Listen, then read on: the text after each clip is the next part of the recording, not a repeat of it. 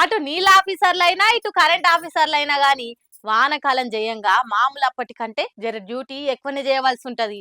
ఓ దిక్కు ప్రాజెక్టులు రిజర్వాయర్ల నీళ్లు నిండుడు, ఇంకో దిక్కు ఆ నీళ్లతోని కరెంట్ తయారు చేసుడు, ఇట్లా బిజీగా ఉంటారాయే. గిసొంటి టైంలా ఆఫీసర్ల పనితనం మంచిగా లేదని ఇగో ఆడిదాన్ని ఆడుచుకుంటూ ఇట్లా మంత్రి సారు. ఆఫీసర్లు అటు ఇటు చేసినా సరిగా పని చేయకున్నా గానీ సర్కార్కే కదా బదనాం. మంత్రులను ఏం చేస్తున్నారు, మినిస్టర్లుని గాయంతో చూసుకోరా అని మంది మంచిగానే అరుచుకుంటారా. అందుకే ఆఫీసర్లకు అలా డ్యూటీని స్ట్రిక్ట్ గా చేయమని చెప్పుకుంటా మంత్రి సార్ ఇట్లా మంది ముంగట్నే ఆ చింతలు వేసిండు. పాలే రిజర్వాయర్ నుంచి నాగార్జున సాగర్ ఎన్మ కాలువకు నీళ్ల నిడుదల చేసిన మంత్రి పొంగులేటి సారు పవర్ ప్లాంట్ ని రెడీ చేయకపోయే వరకు ఆఫీసర్లను అరుచుకున్నాడు. అరే నీళ్లు వస్తున్నాయని తెలిసినా నిర్లక్ష్యంగా ఎట్లున్నారు, మీ డ్యూటీ కదా ఇది అని నిలదీసి జెన్కో ఆఫీసర్ల మీద జర గట్టిగానే సీరియస్ అయ్యిండు. కనీసం తీసుకున్న జీతం అందమన్న పని చేస్తుర్రా అనుకుంటా అందరు ముంగట్నే గరమేండి ఇట్లా. ఇప్పుడు పర్ మంత్ ఎంత సాలరీ డ్రా చేస్తున్నారు? ఎంత? How much you draw year?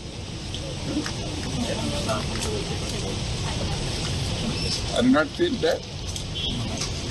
Are you not feel bad? So, then what is the use?